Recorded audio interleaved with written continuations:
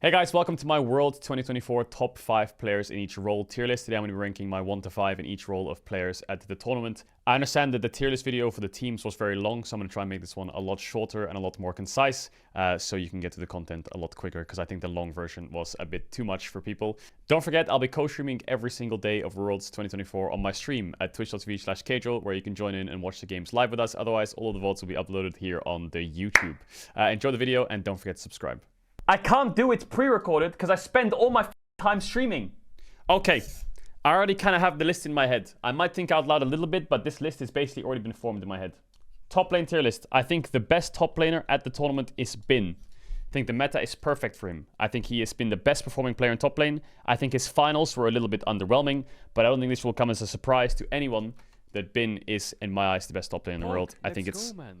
I'm turning off alerts. I think one of the main points of criticism for Bin last year was like he's not as good of a tank player as 369, and that was a struggle that BLG had at MSI last year, if you can remember, because coming into MSI last year, when he was on BLG and JDG was running this 369 player, there was a tank meta at MSI. Bin struggled. He was a little bit exposed in a way by how the game was supposed to be played, where he was slotting in these carries and he couldn't really match up with tanks.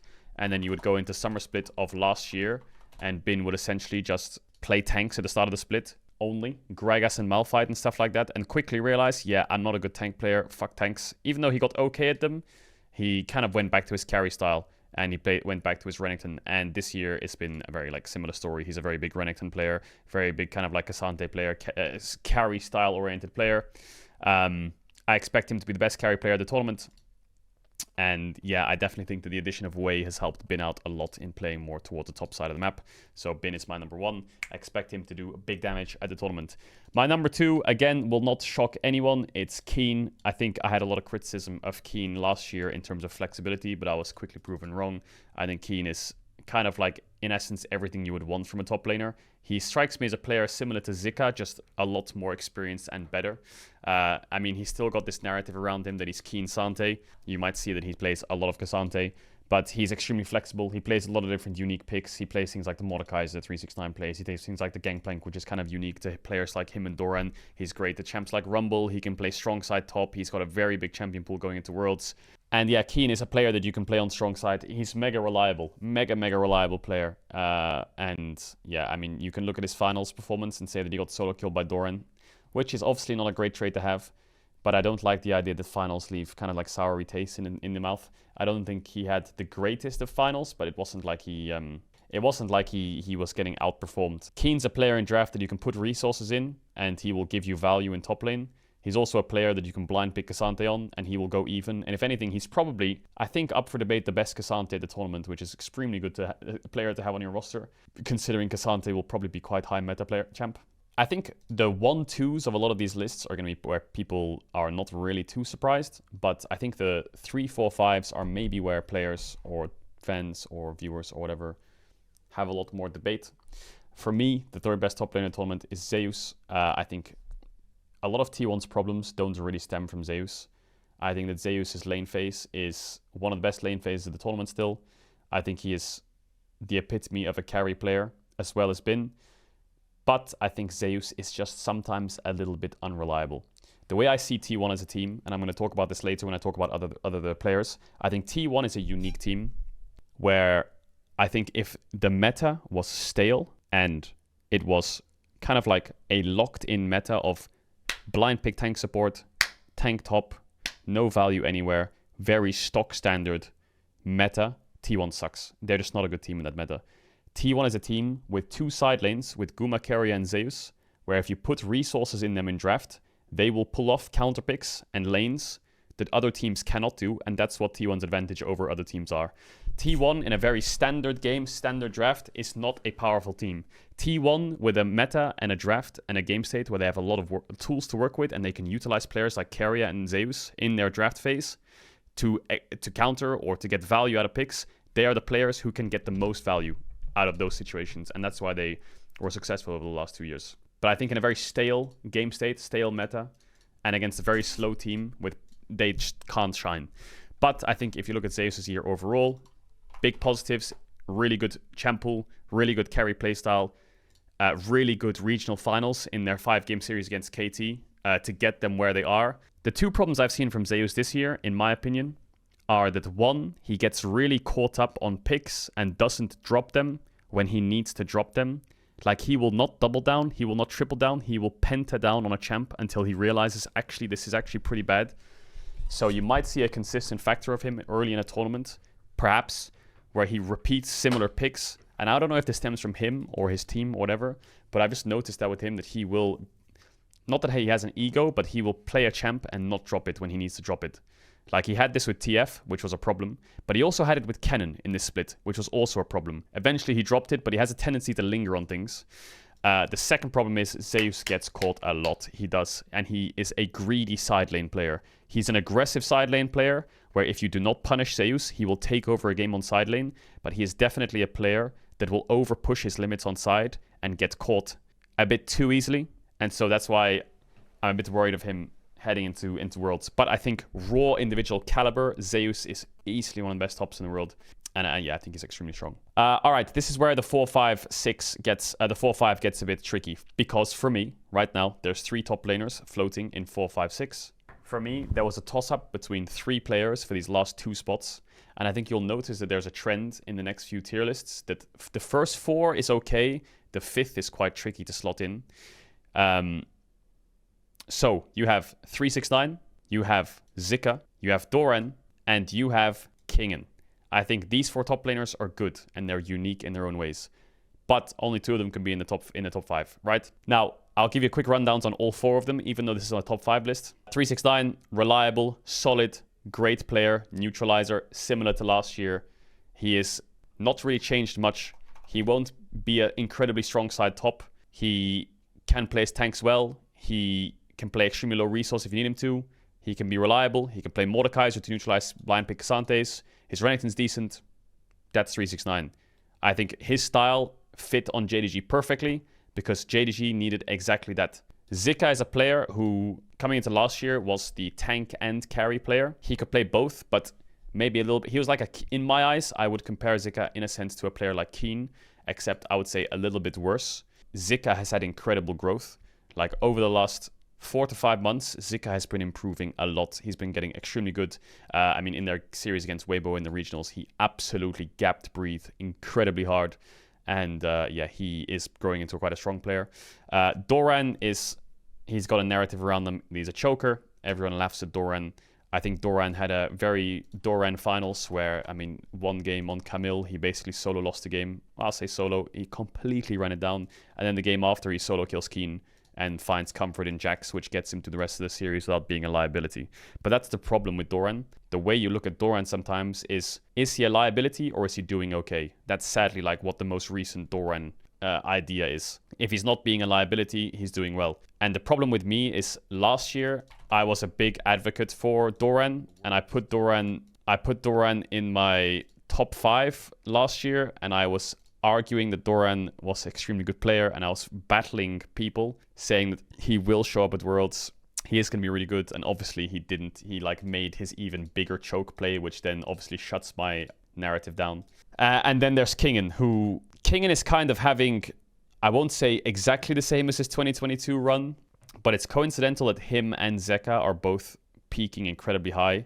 I think a big strength for Damwon, similarly to a team like T1, is their side lanes. I think their side lanes are very powerful, and I think Kingen is great in this meta on sides. He's not as flexible as players like Keen, right, where they can play things like Mordekaiser and GP and Camille, and they can play all these champs like extremely high level. He definitely does have his pocket picks, but like he hasn't played any Aatrox this split really. He's played 3 games of Aatrox, nothing really crazy. But he's been playing extremely good, like good lane face, holding his own against players like Zeus, and he's never really been a problem. So Kingen's been peaking in a way. Doran has had his ups and downs. Zika has been getting good growth, and 369 is like good old 369. So how would I rate them? Well, I think Zika's growth is extremely noticeable, and I think you're not doing justice to the player that 369 is if he's not on the list. So for me, 369 is the 4th best top laner in this tournament. Despite these players having their ups and downs, I think I personally, the way I've used 369 is absolute reliability rock. And I think all these 3 players have flaws in consistency. I think 369 will show up to the tournament. And the way I see it is top laners like we'll say Western top laners as an example, will rock up to this tournament and they'll probably lane against 369 and Kingen, and they'll probably say, Kingen's a bit better in lane. They might say Zika, he's a bit better in lane. But 369, as much as he won't be able to punish those lanes as hard, he'll be able to kind of pick matchups which kind of turn out a lot different than the way they should, negate deficits, and he will just be like, he's just incredibly smart, super stable. You won't be able to catch him off guard. And I think that's a really reliable thing to have in a team at the World Championship, especially when he can do that against the best players in the world. Then you have 3 players left for the top lane list. This is a really hard one. The sad thing is they're all really close in my eyes. When I did this tier list initially, when LCK Regional Finals ended, it looked like this. I put Kingen on 5th, and I was really convinced that Kingen is that guy. And I really have a good feeling that Kingen will show up at this tournament. And I have a really good feeling and viewpoint on Kingen's current form. I do think you're doing a disjustice to a player like Doran by just going with the narrative of him being a choker, because he is a really good player. He is flexible. He has got all the qualities you want from a top laner. And I think, like, analytically, if you watch the games from Gen G throughout the whole split, he has Peanut on his team who kind of out-jungled everyone in LCK playoffs. He has Zek on his team who's extremely flashy and, like, is popping off in form. And Viper, who's also a bit of a bad end to summer, but still ramped up in playoffs super hard. So anything Doran does on any roster, Gen G is even a good example to use. Goes under the radar. HLE goes under the radar, and I don't know, I feel like he doesn't get the praise that he deserves, mainly because of the rosters that he's on. There's not many points at the year that you can point at Doran and say, yeah, he choked there, or he misplayed.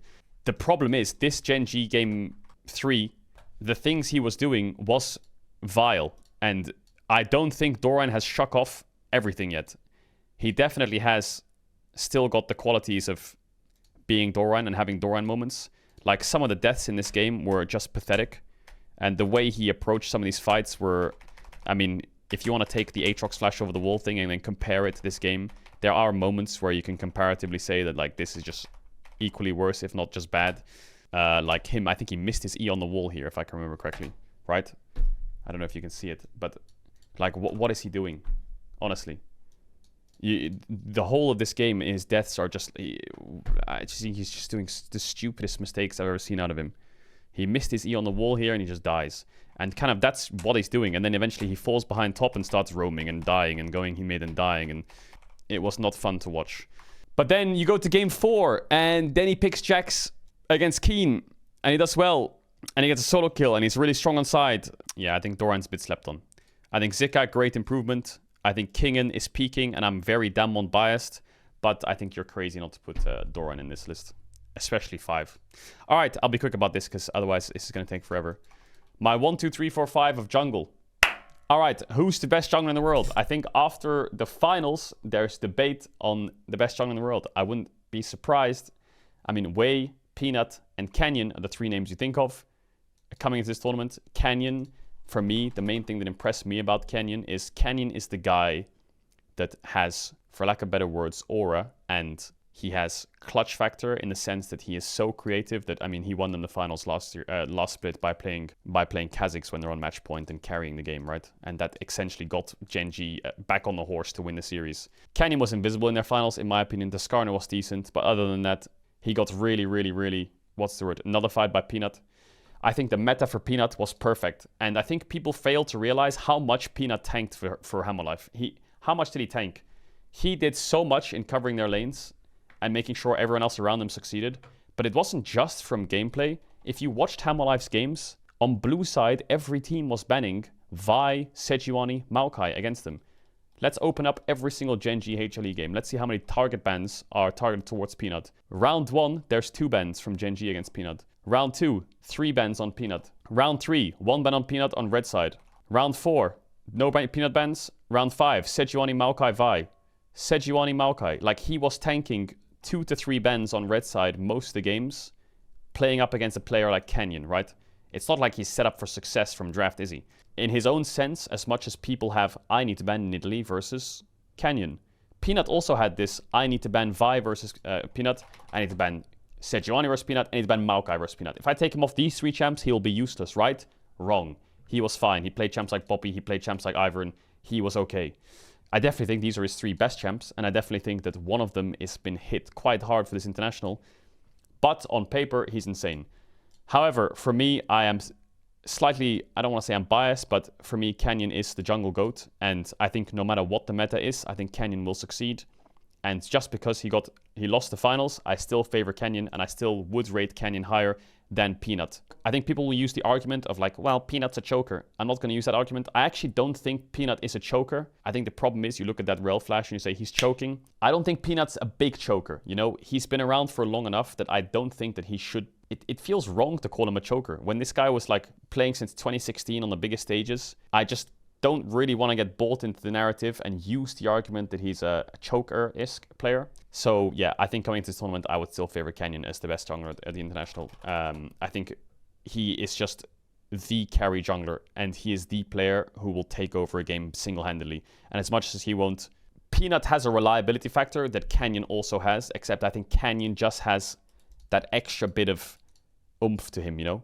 Like, if you were to ban, you can't ban Canyon out, you know? You cannot ban him out, and you cannot do it. He will play something like Kha'Zix, he will play something like Kayn, he will play something like Karthus. No matter how much you target a meta onto Canyon, he will find something. And I think that's why I give him the edge over Peanut, in my opinion. And actually, I put Peanut second and Wei third. I did. I'm a big fan of Wei. I think Wei is a super good jungler, and a lot of people don't call him a veteran for some reason.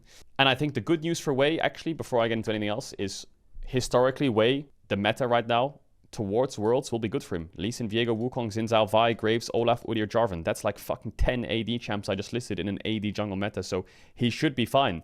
I just think Peanut is a better version of Wei, and Canyon is gifted more mechanically. Canyon is more flexible, and I think Wei's job in BLG, it's kind of, I don't want to say it's similar to Peanut's, but I think it's Tian, Peanut, and Wei are in this realm of my laners are super strong. I need to make sure that my laners are even or ahead. Therefore, I will take the back step. So they are comparable in some ways. I mean, you can see it in the way they draft, right? Maokai Sejuani is a very big thing for BLG. They obviously go Lilia as well. Tian as well was a big Lilia player, but he's more of like this facilitator-esque player for top esports. And Canyon never really got sucked in too hard to that back step. You could see he was a very big Nidalee Lilia player, and that was his like dynamic. I would personally say that don't underrate Wei coming to this tournament at all, because accolade-wise, he turned the whole BLG roster around. He might not be as flashy as a player like Canyon, but I think Wei's pathing is one of the best in the world. I think Wei is one of the best pathers in the world next to players like Peanut and Canyon. I don't know if I'm being slightly LCK biased here. I think that the problem with the jungle tier list is you have 4 insanely good jungles at this tournament, and then the 5th is quite a difficult choice. I think you could do any iteration of this, maybe not Wei first, but any iteration of this, and I think there's easy arguments for either. So I would say that all 3 of these players are extremely strong. I think the 4th best jungler in this tournament is Tarzan, and these are my top 4, hands down. I think there is a gap here before 5th. The reason I say Tarzan is, it's funny that you bring Tarzan into LPL. He starts off the split, he looks terrible, and then he grows into this kind of like single-handed threat for Weibo. I think if Tarzan never got Weibo, they would have collapsed. I'm so impressed by how much work Tarzan does for this team. He does the early games. He carries games by himself. He sets up games by himself. I don't know why, but if you watch LPL and you actually don't just sit there and say, look at that World Series versus T1. If you actually watch LPL, you will know that Tarzan domestically is one of the best junglers in recent years in LPL. He is domestically, this guy is he's on a Kanavi level. He is just such a driving force. He kind of had that flair behind him in summer as well. Yeah, I've talked about Tarzan before. One of his big qualities is his play to bot. I've VOD reviewed it on the World Team tier list if you want to check it out. People are already complaining this is going too long, but you can check the World Team tier list that I did somewhere on the YouTube, and you'll see me talk about Tarzan and show like 3 or 4 examples of like his bot playstyle. The 5th one I think is difficult. I think the easy one is Tian, because I mean Tian's had a great year domestically. I mean he won MVP. I am adding a little bit of flavor to the jungle tier list because it's my role. I am a certified Tian hater, and I did discount that in the World's Teams tier list. I think that there's a few options that you can put for 5. I think I'll show the options that I think are very easily arguable for 5th best jungler in the tournament. I think Inspired is actually a lot easier to argue than you would think at this tournament. So if someone had Inspired in their top 5, I actually wouldn't hate it. I think Owner as a player is... Actually, I don't know if this narrative is around Owner, but for me, Owner steps up very hard when it comes to internationals. I've just noticed that I feel like The only time in my head where I feel like Owner kind of let the team down internationally was MSI 2013, when it was it MSI 2013? I think it was 2023, sorry. When he played this Kazakh's Kindred meta, I think he was really disappointing. But other than that, I think his international performances have been very solid. And I think he definitely steps up. The problem with Owner is his summer playoffs were abysmal. I think the first few series on their way into playoffs, here especially, this Humble Life series, I think this is the one series where I've never seen Owner get gapped harder in my life. I don't know what happened to T1 in this series and Owner, but this was probably the worst series I've seen from Owner that I've seen from him. And that was only a month ago, right? That's the only concern I have for Owner. And then I think you can say Razork is one of the strongest junglers from the West, if not the best, next to Inspired. And then Tian is obviously the last one I touched on. I think there's easily 4 junglers that you could argue and dispute here. Sure, you can give me reasons as to why and stuff like that. I'm going to take Razork out because I think as much as I am a big Razork fan and Fnatic fan, I think Razork, extremely strong player and is a big driving force of Fnatic. And for me was maybe MVP. I'm going to take out Inspired as well because I like Inspired and the way he plays, and I think he is a really good carry jungler. But I don't know if this is me having a false sense of narrative around me or being like Eastern biased, but I just see this selfish style in him, and I don't know why I can't shake it off. Maybe that's just me. Maybe I'm the one going crazy. And that one thing just kind of like pushes it out to me. And I will admit I didn't watch every LCS game this year. Of course not. I only started co-streaming the LCS in playoffs. But I just kind of noticed it, even in their best of fives. And I've been through this in the team's tier list, so I'm not going to sit here and go through it all again. Like, don't get me wrong. Pathing-wise, insane jungler, world-class. Carry potential, world-class. Champion pool, fantastic. But yeah, I don't know why I have this like sense of selfishness in a sense. So then for me, it's between Tian and Owner. I think Owner's had a pretty bad playoffs, and I didn't like his playoffs at all. I think T1 as a whole is struggling. I think the biggest reasons why T1 is winning is top and bots, really, side lanes. So I'm gonna put Tian. I am a Tian hater. I will never trust Tian at internationals, but if I don't trust Doran at internationals already and put him on my tier list, I can't not put Tian, right? This is my tier list. This is what I think. Tian also fits into the category of Peanut in a way, I think. I feel like these 3 are quite similar players. And yeah, I'm going to put Tian as number 5. I mean, like, look, you can use the choker argument. I don't like the choker argument, even though I'm the biggest advocate of it. I've spread the idea that Tian's a fraud so many times. And the fact that he will probably play domestically, bait you into a false sense of security, rock up to an international and get knocked out of group stage. And it's because of him. And trust me when I say I am the biggest advocate for that narrative. As much as it may be bad narrative, that's my thing. But I can't discount it from a top 5 list. If I was being biased to what I personally really do expect to happen, then I would actually put King in 5, and I would put Owner in 5. That's actually what I think will happen. I'm not even kidding. That's what I think will happen. I think that's maybe I would even do this. You know, that's what I think would be a better guess. But I think based on their years and performances, if you take out the idea of choking, I think Doran and Tian can be in here easy. All right, mid lane. Mid lane's pretty easy. I think a lot of people can. I think the best players in the world right now are already kind of out there. For me, Chovy, best mid laner in the world still. I think Zeka gapped him a little bit in the finals, but I think all year he's flawless, perfect, the peak of mid lane, best player in the world. I think Knight, well, that's Scout, where's Knight? Knight, right behind him. Also, insanely good year. There's nothing you can point at Knight other than maybe a little bit of his regular season. You can kind of harp on his regular season a little bit, but I mean, what more do you want from a player like Knight? What more does he have to prove to not be top 2 in the world? Seriously. Like, there's nothing. BLG have proven enough. This one series against top esports where they played Yasuo Diana was disgusting, but I'll let them off the hook for that disgusting series. Other than that, flawless. I think this Worlds, I hope this Worlds is a big narrative around Chovy versus Knight. I really hope that that's because I think that's like the modern day rivalry in my eyes. If someone like Faker is knocked out or Zeka is knocked out, it should be like really heavy focus on these 2 players. Because I think that these 2 could be, for the next few years, like the big titans against each other. Number 3 is Zeka. For me, I think Zeka is insane. He's having the split of his life, actually. I would go as far as to argue as domestically, Zeka is having the best split he's ever had in his career. This split was insane from Zeka. Summer split Zeka was incredible. I was a bit worried about his champion pool. He's actually grown so well in his champion pool. He's not the Akali Sylas guy. Don't get that mistaken. When he gets to Worlds 2024, don't sit there and go, why is he not playing Akali? Don't worry about that. Will he struggle in a Syndra meta? Maybe he will. But will he struggle in a Syndra Orianna meta? Yes, he might. But right now, he's great. Jonas, great. His AD carry mids were great. His Azir, even though it's 28% win rate, I think his Azir was good. I mean, you saw it in Worlds 2022, right?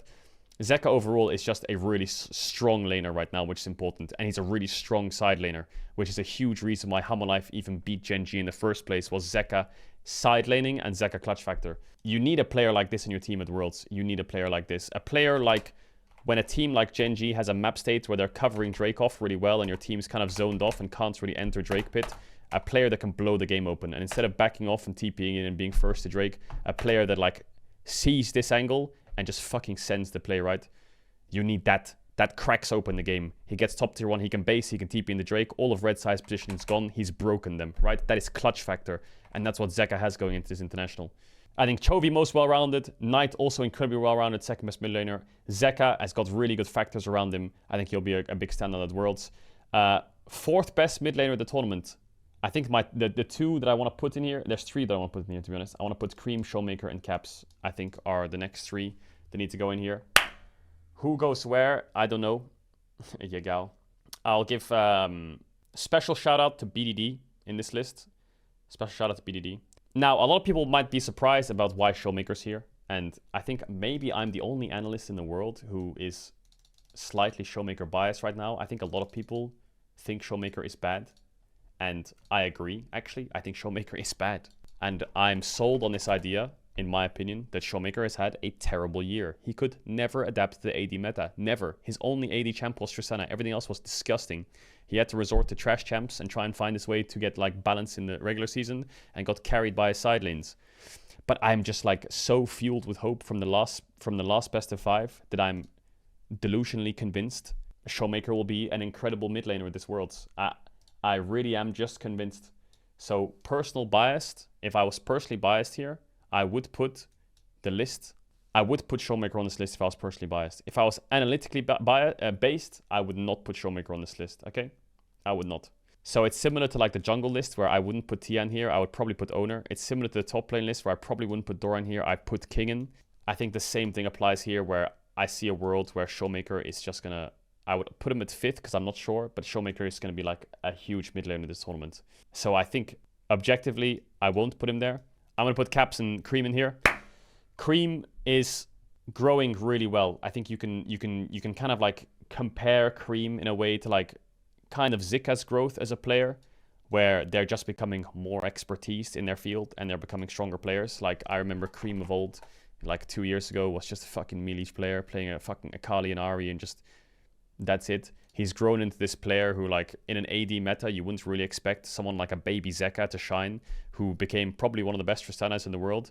And one of the big reasons why top esports had, like, a carry threat, a lot of it stemmed from a player like Cream. And I think Cream deserves to be on this list. But I will put Caps above him. This is not EU biased. I think Caps, for me, is just that one Western player. He's that guy. Like, he's the MVP of the year. Caps is a player who... frustratingly to watch, because I've played against him as well. So once I've played against him and I see it, and I'm sure other mid laners have this as well, players above him perhaps as well, but Caps is a player who doesn't play the game the way you expect it to play out. He plays the game and adjusts to the variables better than any mid laner I've ever watched, and I think that's the one reason why I think Caps kind of stands out to me. It's not that, like, if I put Caps against Chovy 10 out of 10 games, Chovy will probably gap him in lane a lot of those times. But there are some times where Caps just sees, I don't know what he sees. He sees angles in lanes where he takes a fight where you get sucked in as the opposing mid laner to fight him into it, thinking it's good, and somehow it turns out bad. And I don't know, and I'll never be able to describe this flair to you. I hope one day you can see it for yourself or have the privilege to play against him. But I remember playing against him, and I still see it sometimes, where he just has that flair. And I think that flair is really powerful against strong mid laners. And I think not only is he like individually talented, and not only was he a huge side lane factor in the finals against Fnatic and the reason that they won a lot of their games in playoffs, and not only is he like super flexible and can play loads of champs, and you know, he always kind of baits you into this false sense of trading and then just slams you back or outplays you somehow. And I rate that very highly. So for me, Caps number 4. I'll give a special shout out to BDD. I think that the mid laner at this tournament is actually quite strong. I think you've got players like Scout who are really good. I think you've got players like Quid and Quad who actually from the LCS are really good. I think Appa has shown a lot of growth, and I'm convinced that Showmaker will be a crazy player this tournament. Xiaohu struggled a bit this year, I think. I won't get into the whole Xiaohu debacle and go through every player, but I haven't been a big fan of Xiaohu this year. Yeah, we can talk about Faker. I mean, I've talked about Faker a lot. I'm not going to go over it again. Faker's had a pretty rough year, you know. I think the thing about Faker, last thing I'll say, because a lot of people are spamming Faker, and I'll just address it real quick. I don't know what it is, but his lane phase right now is just not good. Okay, his lane phase isn't good, and that's the reality of it. His team fighting has also not been good. He's been getting caught in fights or playing fights way too aggressively to the point where he gets caught and they lose the game. However, I think looking forwards, the meta of Syndra Orianna will be very, very, very good for Faker, okay? If the meta is going the way it is, if Orianna's meta and Faker's meta and LeBlanc's meta and Ahri's meta, which it probably will be, even though Faker's not on this top 5 list, there's probably a world where T1 look insanely strong, make top 4, and Faker plays his mages and looks very reliable. I'm not saying that he's an Azir one trick. I'm saying that Azir was the only mage that was viable in the meta right now. And that's why Faker was taken off Azir. And so my argument is, if it goes to a mage meta, they can't just ban Azir. There's Orianna, Syndra, and then he has a way bigger pool to be more reliable on. I think I'm not doing my job as an analyst by putting Faker in his top 5 list because he struggled on the meta and his lane phase hasn't been strong. But because Faker is one of the better mage players in the world, if the meta goes the way it is, Faker will be okay, I think. I think Faker will be absolutely fine. Enough yapping. All right, AD carry. AD carry is an interesting one. Because a lot of the times, AD carry is the one role where people go, well, the team's winning, so of course the AD carry looks good. That's what everyone says. But for me, I'm going to put Viper as the best AD in the world. I think Viper struggled a bit at the end of summer. I've been through it. I think Viper's got some of the qualities that you need at a World Championship if you want to win the World Championship. Now, I will give you this argument in a very simple form. If you were in a World Finals, who would you want, Pace or Viper? Pace played better in the regular season. I get it. Aiming probably played better in a regular season. I get it. But if I had a player who needed to step up at an international best of 5 in the finals, I would want a player like Viper. And that's why I favor Viper over a player like Pace, who has had an insanely good regular season. Similarly, another player who's had an incredibly good regular season and is insanely good is Aiming, who statistically, and if you watch their games, the only reason DK is even remotely contesting the top 3 is because they have Aiming on their team. Like, even if you go back in time and watch their series, their HLE series, the first one in regular season, the second one rather, the only reason why, like, DK got fucking smashed. Then the only reason they won the second game was because Aiming completely carried the game by himself.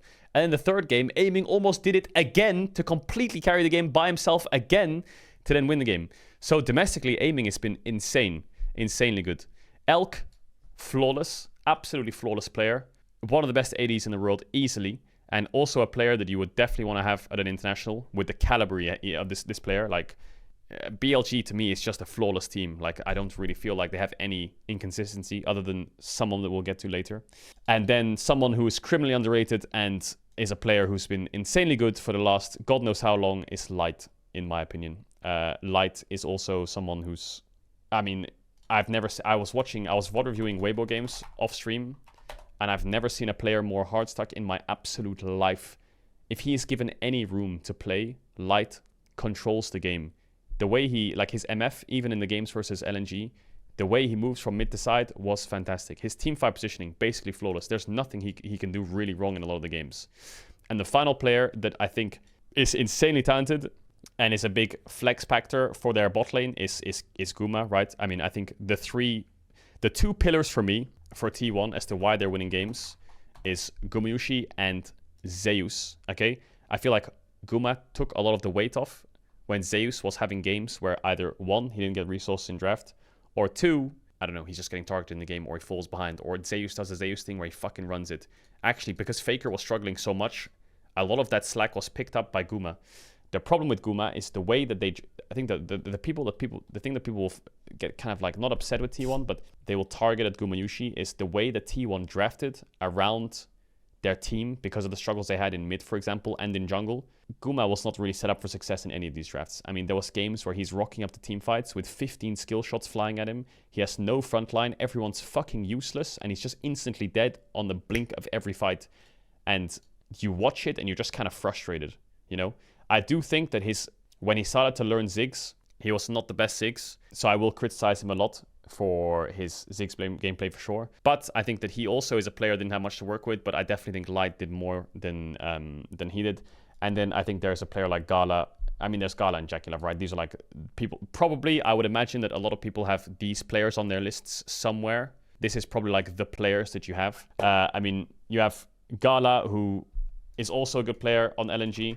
I don't think there's many flaws with Gala as a player. He's really good, really talented. His positioning is really good. I think I don't think there's anything like egregiously wrong with Gala. I think the pieces around him are very inconsistent, and NNG are just, I don't know if it's a mental block. I was speaking to Dom about this, and I mean, we did it on stream a little bit as well. I don't know if it's a mental block, but as a team and as a cohesion, LNG just turn into this int train when they're falling behind, or if they're losing games, or if they're in a series, they just instantly like clock out quite quickly. The only thing that I would comment about Gala, now I could be wrong in this analysis, is I think if Gala's in an even to winning game state, he's one of the best in the world. But I think there's two things that I attribute to Gala. Number one, I haven't seen him as of recent when they're in a losing game state or an even to losing game state where Gala just like tries something crazy, you know, and just goes out of his way to just try and like win the game for them. You know, I just haven't seen that one thing that I think it's not an insanely valuable thing to have. I think it's a random trait to have if your team's losing.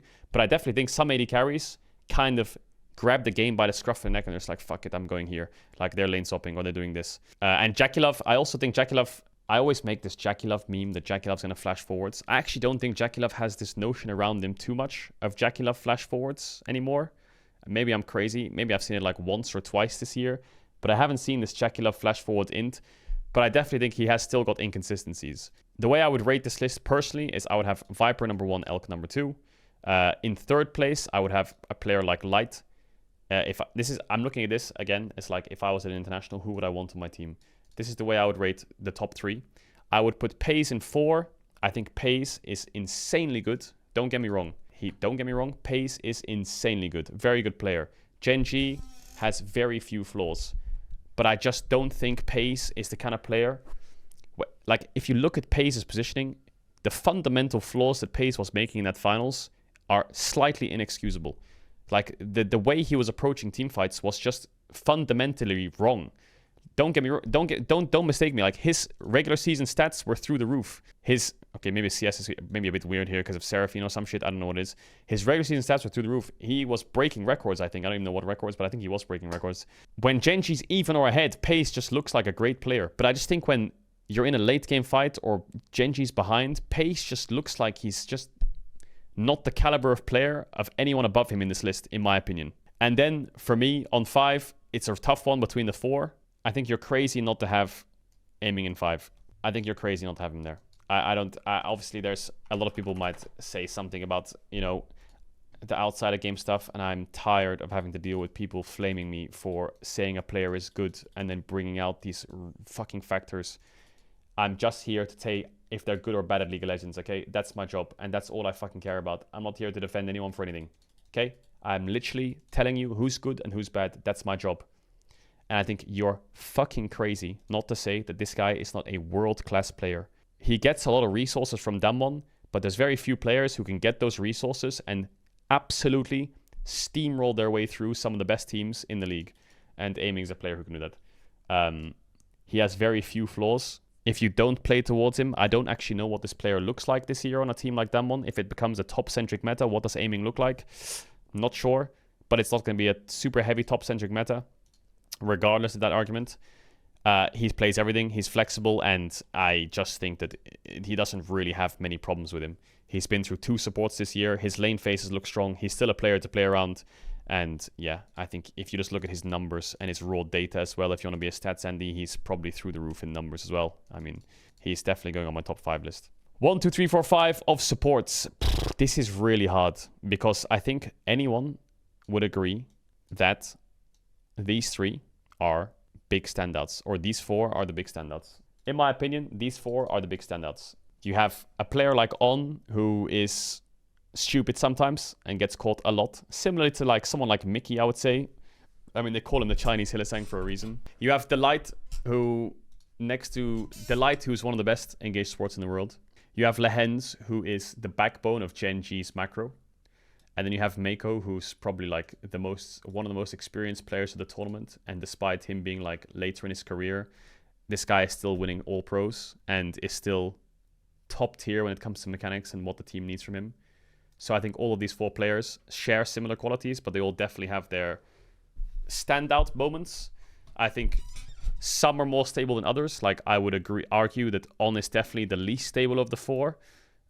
Look at this guy in chat. This is the narrative around Delight. Look, you want me to show you?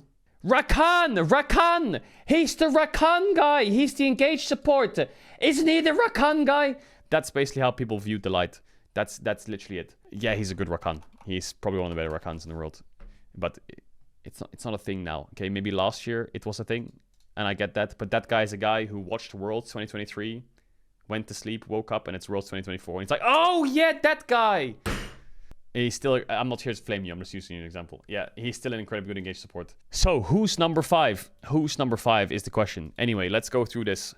Top 5. For me, I think Delight is the best support in the world.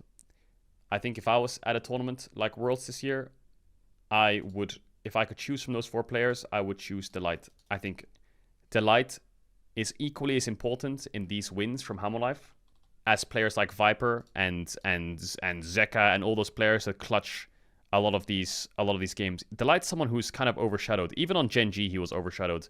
Like even at last year's finals, I think he got robbed of MVP as well. And sometimes you don't really pay attention to the things Delight does. Delight learned a lot, and you can see Delight's growth. And I don't like going into VOD reviews, but I'm going to do it quickly. I'm going to go over a few quick things that I think you can see the quick snappiness that Delight learns things. Delight was a player who like wasn't super familiar with lane swap iterations and played up against players like Lehens who had crazy good lane swap iterations. I don't remember the exact games, but Delight adopted Lehens' lane swap iterations that he was doing against other teams with laning by himself in certain lanes, and then instantly started playing them himself, where he's like solo laning bot, and he's solo laning bot in top lane TPs. I don't know if it was in the T1 series or if it's the Gen G series. I'm sure you can find it somewhere. If you watch the early game of Hammerlife and how Delight plays the swaps, he's super smart about it. And I also think that his macro has gotten really good as an individual. So I think he's taken qualities from Lehens and he's actually learned a lot from him. For me, in second place, who would I put second? The problem is, the support is such a difficult role because you don't really see what they're really made of at times, unless they do something flashy, you know, like they make a 4-man knock-up or they pick a counter pick. For me, I will put On second, and I think On, it's funny because I was doing a lot of VOD reviews about On with Mickey X. If you haven't seen that video, I sat with Mickey. We went over On's entire finals performance. If you're ever curious of watching his pro view, there was a few things I noticed that On has. He has this unique style where he kind of almost cheats the game in a way. The best way for me to describe it is he's a very greedy player, but he's very unique with that greed. Like, for example, the best way, it's something that I want you to pay attention for On, something that he does that's different to other supports is normally when supports swap for grubs and ADs are like catching or something, supports hover here, and then the calls are 3-man dives or mid plays, right? Things like this are very common things. You see it, it's very normal. But On cheats tempo a lot, and I think this gets BLG a lot of leads. What he'll do is he'll like hover mid, push out a wave, for example. I've got him on the wrong side here, sorry. Hover mid, push out a wave, for example, and then he will like hover top, go towards bot, be around mid, run bot like he's running bot, and then enemy jungle thinking take Herald, then it grabs, and then it'll be like up back towards here to push him off, and then, you know, they're trying to set up a bot dive, for example, and his jungler's on grubs, He will kind of like fake that he's going top and then run bot and cover. And you'll see this if you watch this series specifically. You'll see him cheat tempo a lot. And this actually can be very bad to do if you don't have perfect information. Okay, if you don't have perfect information and support fake hovers to one side, your jungler can get pushed off of objectives that you split for, right? I think the best way to show you, the thing that me and Mickey noticed the most about On, look, here's a very good example of fake pressuring, right? He's just running at them. Like, he's running at them to... like, this is where the inconsistency comes in from On. He has no one behind him. And when I say fake pressure, he fake pressures on the map, but he also fake pressures in the game. In this state, he is running at a Ziggs Zyra as if he's going to combo them, or trying to freeze a wave when no one's behind him. And obviously, Weibo Gaming are kind of like calling his bluff a bit here, and he ends up having the WA. But if this wasn't a Ziggs champ with an easy W to press, look how scared they are to hit the tower. He kind of has this Hylissang-y Mickey X vibe, and maybe I can find the example that I was specifically talking about that we were going over. I think it's somewhere to do with here. You know, it's like here, for example.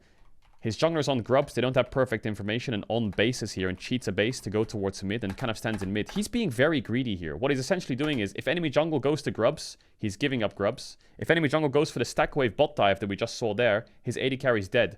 But because both plays are in limbo and either possibility is happening, he's staying in the middle. And he's going to get mid push, right? A lot of supports here would either be covering their Kai'Sa or they would be doing the grubs. But On kind of does a bit of both. You know, and I understand the idea of him pulling his mid, but this is a very commonality you'll see throughout the finals. And I like that style from On. But that's basically a good way to describe why he dies a lot. Because what ends up happening in game states like that, I don't have a pen, but he either runs towards the bot side and dies by himself, or he fake pressures mid when he has no one behind him and dies, or he lets his jungler do these grubs by himself, he rocks up late and dies, and this is kind of how he cheats tempo to die. I'm going to put Mako as third. Mako, fantastic split, insanely veteran player, like super solid, great on basically anything you need him from him. What else can I say about Mako? I mean, he's world class. I think people kind of overlook Mako a lot and don't really think of him as one of the greatest players of all time in his role. I think he easily is one of the greatest supports of all time. And I don't think there's any problems in his gameplay at all. Yeah, great player, fantastic. Lehens, to me, he's also an insanely good player. Don't get me wrong, the problem with this list is people have to go into 1, 2, 3, 4, 5. I think any iteration of this is really fine. It's up to you, seriously. It just depends what you viewed and what you think. Supports this tournament are very close together. Lehens, the reason I put Lehens in fourth is because I don't see extreme qualities out of Lehens than these other players, other than the fact that people tell me that Lehens is the driving force behind Genji's macro. And people can say, well, he's insanely good at champs like Blitzcrank. The reason he's playing Blitzcrank is because his jungler is playing Maokai, and they're playing a combo of Blitz Maokai, and that's it. It's great on sieges, and Lehens' Blitzcrank is good, don't get me wrong. But it pairs for a reason. And the reason I'm putting him in fourth is because people tell me something that is... What's the argument? They say Lehens is their shot caller. That's it. And I get that he's their shot caller, but what evidence do I have to go off? You're just telling me that. And that's all I've heard. If I actually had their scrims and voice comms and I could watch their games from the inside and I could see all of it, then Lehens could easily be up here. But that's his biggest quality, is that he's their shot caller. But this is coming from a sources, trust me, bro. And there's nothing else around him that you can quantify to make him better than the players above him, other than an unquantifiable factor. So I just like, he's reliable, he's great, he's good on his champs. Is he above the players above him? I wouldn't say so. I hope you understand where I'm coming from. Anyway, I think these four supports are all insanely good. You can put them in any order you want. Number 5 is the funny one, because last year I put Mickey X at 5, and a lot of people memed me, you know, Mickey X over Keria, la la la la la la la. And I do actually think that support number 5 is hard here. I actually think that there's a few iterations you can do. Most notably, I think these are the 3 that you can probably argue as the 5th best support of the tournament. I think all 3 are good arguments. Moham's not on this list, of course. I guess they put Kellen. Core JJ, world class. Core JJ, world class. Mickey X is kind of like the second most important piece of G2 behind Caps with how much he does for the team. And then Keria, who is like, I've talked about Keria a lot, and I've said it before. Keria is not better than these 4 supports in an Alistar realm meta. He isn't. You can't outshine people in that meta. I think this isn't really Keria's bread and butter. Keria is a player where if you give him resources, he will squeeze those resources harder than everyone above him. Basically, I'm saying if Keria was here, if you gave Keria resources in draft, Keria could easily be there. In a meta where it comes to support, making it so the team can get a lead, he's there. But the game isn't like that these days. It isn't. That Keria was incredible was because of 2012 meta, where you could first pick champs like Karma and play range champs. The reason T1 was good at Worlds was because of 23 meta, where you could play champs like Ashe support and Bard and Renata. Did I say 2012? I mean 2022 and Lulu. 2014 though is a different game.